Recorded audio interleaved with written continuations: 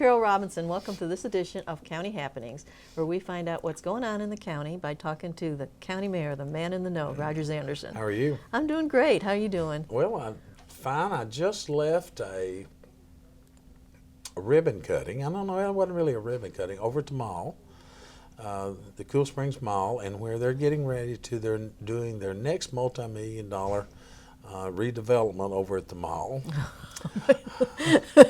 I thought they just finished one a year ago. They did.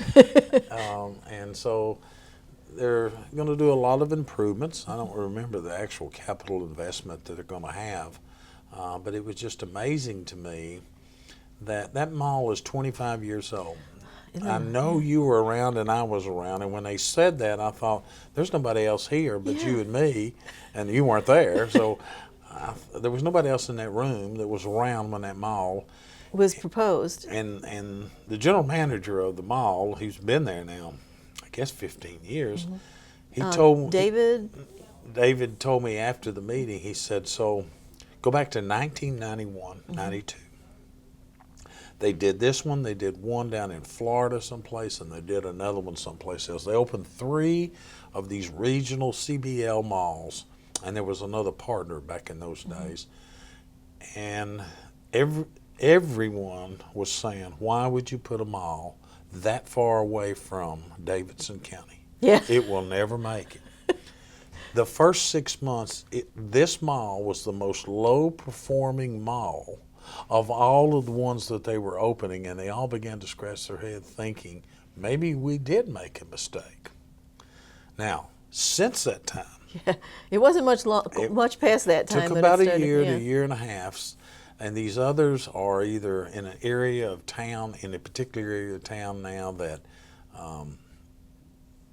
you wouldn't go to those malls in the late afternoon hours. The gangs have took them over. Well, you look at the mall we've got, they're investing money. They do about $300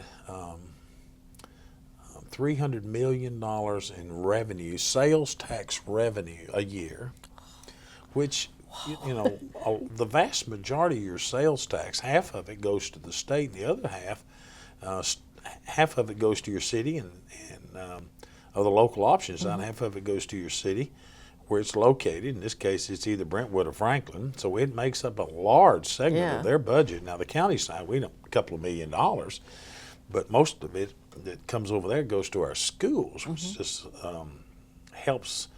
I think the schools are getting something in the neighborhood of $42 to $44 million a year just off the sales tax. Wow. And the keep activities, buying, people keep buying, which holds our property taxes down. It's one of the reasons our property taxes are low in our area is we have a very strong, robust retail market, and I guess I pat those men and women back whenever. Most people don't realize that the whole battle that went on with Brentwood and Franklin in the late 80s. And they didn't want anything to do with it. They didn't want anything to do with it. Now, I remember I used to have to go to Old Hickory Mall. That was the closest mall to go, and that was almost an hour and a half ride for me. And they said that mall was going to be the biggest mall in the state. And I looked at it and go, oh, yeah? And I look at it now. Now, you know, and we should also acknowledge that the Cool Springs Mall, when it was put in, I know people don't believe this, but it was put in with adequate roads to get in and to get out. Now, we just had this phenomenal growth. It's very hard to keep up with. How could you even plan for something like this? But there was nothing out there. We've all heard the story how that was part of the Lynch, Clyde and Louise Lynch. They had worked out there, the strawberries and the cornfields and several others. And the first time or two that land sold, it went bankrupt. Couldn't make the payment, so it had to be resold on the courthouse lawn. Wow. So the mall has been a very successful story, and it's because of people like you and me that go over and spend money, but the many other people come all over Middle Tennessee. Yeah, I mean, for a lot of people south of here, that's really the only place they can go, or it's the biggest place they can go to get their shopping done. And a lot of businesses. You know, you take the corporate world that we have, they come in and bring their families. Tourism is huge in this county. It's about 6th or 7th in the state now. Wow. So people come in and they shop and they buy clothes, and that helps keep our property taxes down. Excuse me, it's allergies. Oh my goodness! I was wondering what was getting you. Yeah, everybody around. I've heard it's going to be a really bad season for the allergies. Well, I can already attest to it. Yeah. So on top of all that, now there's a growing interest in sports. And I know people have knocked around for a while now. Why don't we get a professional basketball team or something like that? But it's now come down to what we kind of touched on in the last time we met was the sports authority. That and it sounds like just from talking earlier with you that it's gaining more momentum. The sports authority is not new across the state. It is new to Williamson County. Mm-hmm. State law allows your governing body, the county commission, to give the authority for a sports authority to come into your county or city. So far, it's gone through 3 or 4 committees, and everyone's excited about it. They don't know really how all the mechanics works, but there's a sports authority in all of our major cities. Most of that has to do with professional sports, the Titans, the Predators. Smaller counties have gotten into it. Sevier County, if you go up I-40 heading to Sevierville, when you get off at the Sevierville exit, you'll see a baseball stadium there. Well, that was started with the sports authority. If you go on into Pigeon Forge, which is still, which is Sevier County, they have a sports authority, and they've set up basketball and tennis courts, and they're entertaining a lot of groups. And that sports authority is made up of county and city, where they pool their money together, very similar to what we did at the Cool Springs Marriott. The city and the county own the convention center. And so in Sevierville, they pool their money, Sevier County, Pigeon Forge, and Gatlinburg, to build a sports complex so that they could encourage teams, volleyball and basketball and all the other things that they have in this complex, to come to their community. Why? Put more beds in the hotels. Eat, shop, and help to pay for that facility through those activities. We know, if you've been to Disney in Orlando, it's a sports heaven anymore. Many people go down there just to take your children or grandchildren down to see Disney, but there's a lot of activities that go on, and the theme park is a byproduct of what other activities are going there, conventions and et cetera. So it dawned on me about 1.5 years, 2 years ago. Everyone's pretty well familiar with the A games here in town and all of the things that have gone on, both pro and con. They approached us, and it just wasn't the right thing for us to get into. But the A games did provide, the facility provided different groups to have a lease with the A games facility, sports authority type scenario, that would run volleyball and basketball, and lots and lots and lots of boys and girls were coming to town for these tournaments. Lots of activity. When that facility decided to close, that puts a real huge gap in our amateur sports that we have here in our community.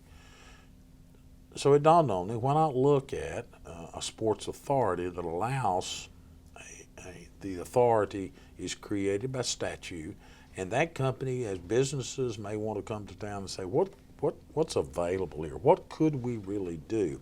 It gives that next leg for that discussion to occur, rather than someone just coming to me and saying, could you build me something? I feel like I can make the numbers work. Well, that may or may not be possible, but in the seat that I have to look at in Williamson County, the number one spot that's always going to get all the dollars is schools, public education.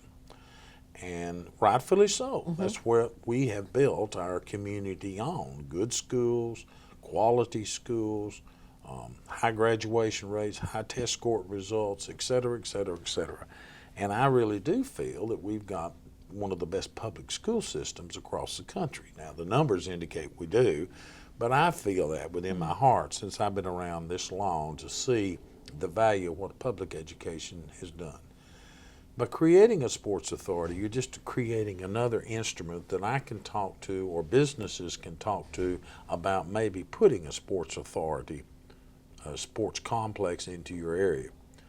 There's another piece to this, the council, the side that does the promoting. We have the CVB, the Convention and the Visitors Bureau, has a division that does nothing but sports. People want to come here. We just don't have the facilities like we need to have. But I can't, as a county mayor, take every single deal that comes through to the county commission and keep those taxes low. And there's a large segment of people saying you shouldn't be spending tax dollar monies on that to begin with. I'm not going to argue with him, but we're already doing that. Right. And we have been doing that for 25 or 30 years in building recreational facilities, ball fields for our communities. This county is known for those things, but you can't keep doing those that. kind of things and hold your tax base low. So is there another way that you could do something like this? And the authority gives you that leverage to at least begin those discussions. Whether it'll ever come about, I don't know. I feel, though, that we can't afford not to look at it, because there's other communities around us that see and value the sports dollar as a real strong dollar that draws. So if Williamson County doesn't do it, somebody else is going to. It's possible. I mean, Wilson County did it many years ago with one instrument in mind, and that was the motor speedway. The motor speedway today is used very sparingly, but they did this instrument to help put it up on the board and to get it through, so that everyone was sharing in the cost of that facility. I think in Nashville, the things you could look at, you could point your fingers to that have been successful, would be the Titan Stadium, the Bridgestone Coliseum. I mean, they use that much more than just for the Predators. In fact, I think it's the third largest used music venue in the United States now. You look at what happens out at Opryland. I mean, it's mostly known as a hotel for conventions, but many sporting activities go on in and around Davison County, in which their hotels are filled there. So it's a business transaction, and if the numbers work, so be it. If it doesn't, you haven't lost anything. So here in the Sports Authority you're thinking about, are they going to use public money or private money to build whatever it is they need to build? Well, I think you'll see some that will come in and say, how about the county and the cities help us in some way create this facility? If it's going to be used, then you cannot use ad valorem taxes. That's property taxes. The law says you can't use it for that. Now, you could use revenue bonds. Now, revenue bonds are a little different. You may say this facility, it will generate so much in ticket sales, so much in this, and so much in hotel, motel tax, and et cetera. You could bleed off some of that money to help pay for the facility. Therefore, you would need the county commission's blessing in the event that any of these projects came through, and we call those revenue bonds. As a normal rule, private business does not do revenue bonds. They come from cities and counties and states that guarantee the facility through the sale of those tickets and the revenue off from those tickets, parking concessions, et cetera, et cetera. But I don't have anybody that's knocking on my door to do that at this point. But you could see down the road that there'd be somebody that would want to come in here and say, well, would you help shore this up too? You might write on a good faith credit, but if it doesn't make sense, you're not going to do it. So on the revenue bond side, what if the revenue isn't coming in? Who then has to cough up the money? Well, you're always looking at what if, the scenarios. If the county commission did approve it under revenue side, then the county would have to guarantee it through the sale of non-ad valorem taxes, which simply means the backstop of that would have to be the county, but we don't have any. Most of the county's revenue is ad valorem taxes. So you're going to have to bond it or guarantee the sale through a bank and a banking instrument, which most banks would probably be tickled to death to be involved in something like this. But as a normal rule, it's just another tool to help create a venue for somebody to come to your community. Some people would say, well, let the private sector do that 100%. Government doesn't even need to be in it. But there's a lot of things we do in government that we're a conduit, whether it's economic development. I don't think, as long as I've been around, that I've ever created a job. The county commission doesn't create jobs. Yeah. Your businesses create jobs, but you create a climate. A climate, an atmosphere, a conduit to be sure that things get done. And sometimes you have to look at the business model you've got, kind of what we were talking about the mall. That was a bold step for Jerry Sharber and Dr. Bethurem to take way back in the 80s and say, that's the place that mall needs to be. And it was not without its pain. Yeah. And it's been painful in a different sense now because if my memory serves me correct, over 50% of Franklin City's budget comes from the sales tax, not city taxes. That's why their taxes are low. That's why their taxes are low. And so the inconvenience of being stuck in traffic, going Christmas shopping or whatever shopping you're doing, that's holding those city taxes down. And that was started by men and women 25 and 30 years ago. And so Forward-thinking people. forward-thinking, right on the edge, just make it's I'm an old man now. And there were things that I worried about when I was 25 and 35 and 40 that I don't worry about as much anymore because you've got the experience, but you need good, solid men and women in banks and businesses that are willing to say, we can make this work. I don't know what the end result will be of some of the things that are going on to the city north of us, but I do know one thing. Nashville, Tennessee is absolutely booming. And there's revenue coming from all points, and it's not all about their city taxes. So, what you're looking at is there's things coming to Nashville, and obviously they can only handle so much. And they're not into amateur sports. They'll tell you that. They don't have the staff, nor do the desire. As this show is being taped right now, the SEC tournament is in town. They're estimating $16 million will be generated from the SEC tournaments in those restaurant sales, hotel sales, sporting activities, all the things that go on. And they've got to have facilities for those games to be played. This authority may help us create more facilities in order for a sports council, which is a whole separate division in Nashville, and it would be here too, to help promote and push and encourage youth sports, amateur sports in our community. So it wouldn't be just to bring sports in, but the community would be using it too? Absolutely, could be. Absolutely. Benefit through the schools that don't have all the facilities? I don't know, what school is that? I don't know. Before you go too far in that conversation. Well, like Brentwood, it doesn't have its own baseball field, so Sure. it uses Granny White. I don't know what activities. Baseball fields are so large and massive, and they're very limited in use of what you can use them for, unless you put them under a roof and put AstroTurf on them, Right. or whatever the new product is today. We know out at the Ag Park, for an example,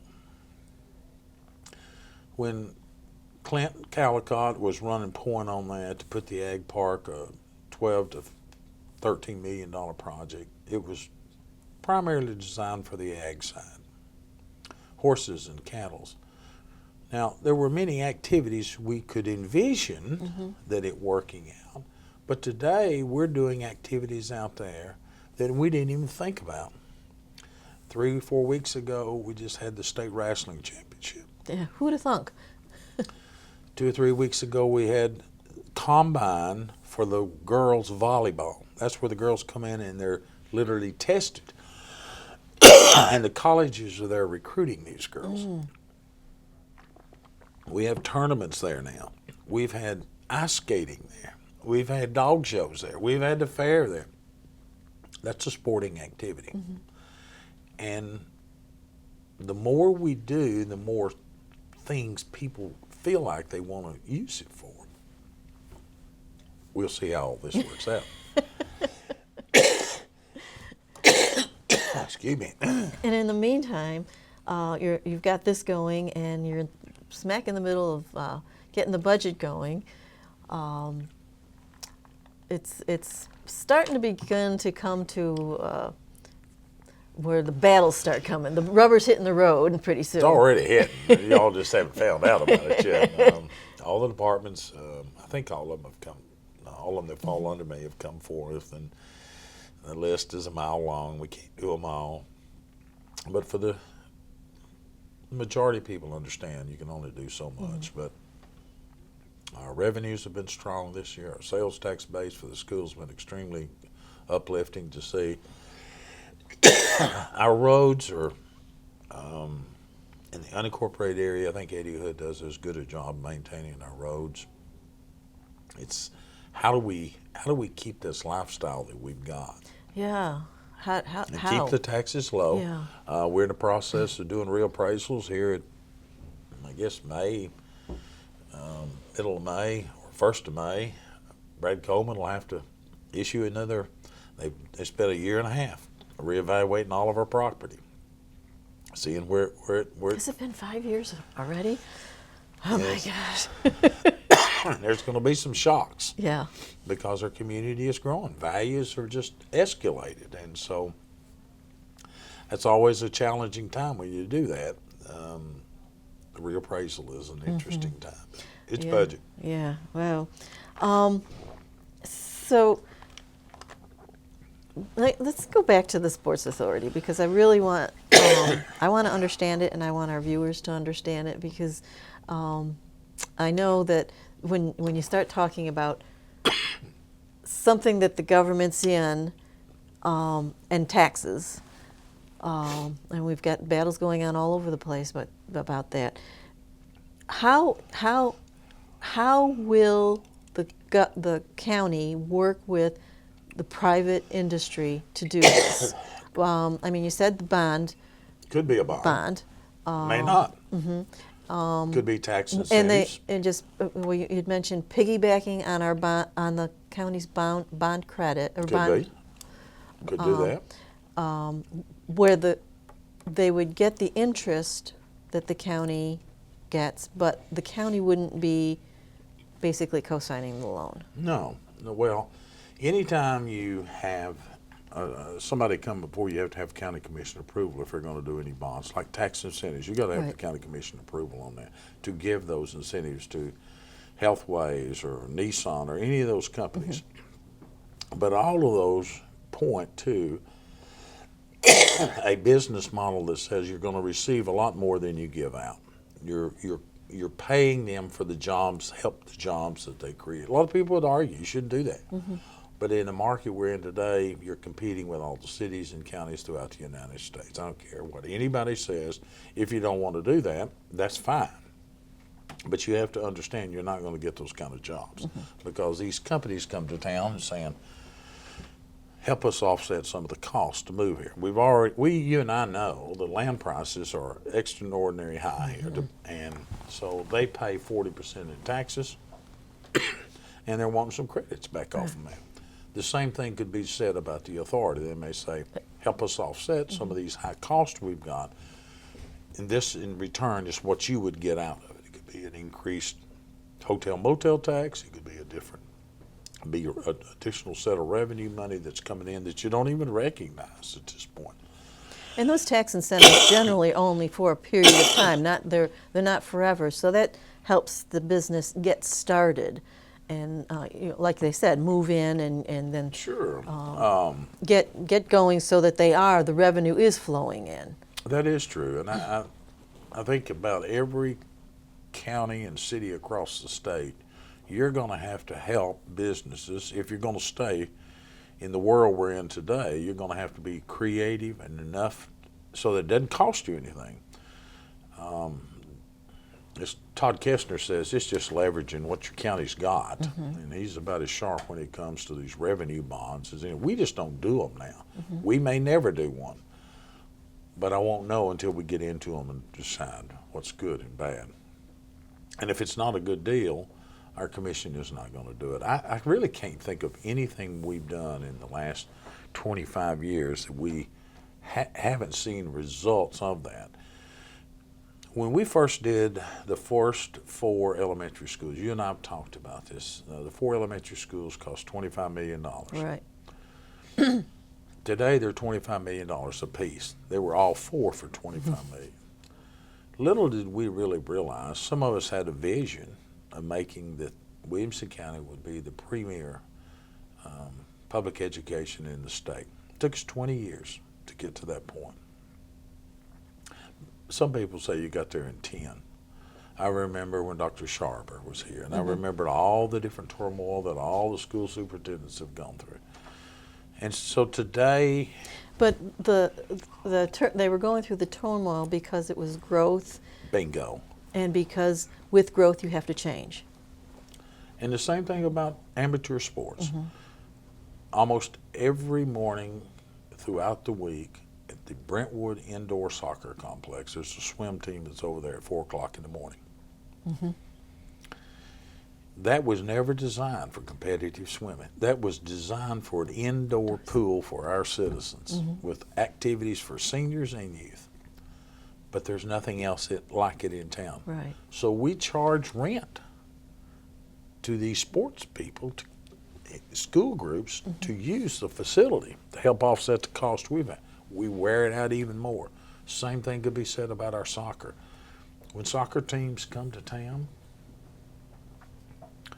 they have to share with our taxpayers because we built that with taxpayer dollars. And we can't kick out a local recreational team at the expense of somebody coming in from Alabama to Ohio to have a tournament. You remember the Jerry Reed tournament. I do. So the Sports Authority is just creating another instrument that you might control it a little bit more, but they can give back. I don't mind sharing it with you. We've got an organization in Nashville that would love to have more ice here in Williamson County, sheets of ice to practice, to play, and to have a venue we currently don't have. I know we're out of time. We've got a lot of exciting things going on behind the scenes here, and we will try to keep you up to date whenever we find out. And we'll see you next time on County Happenings.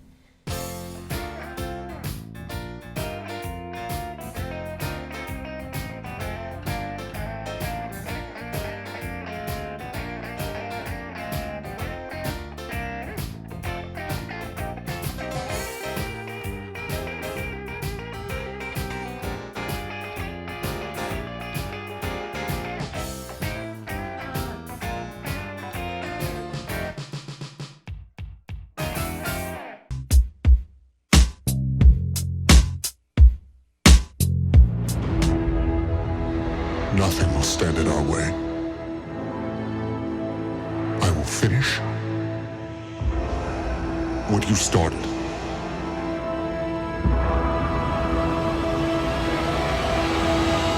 You know the library has a Star Wars club.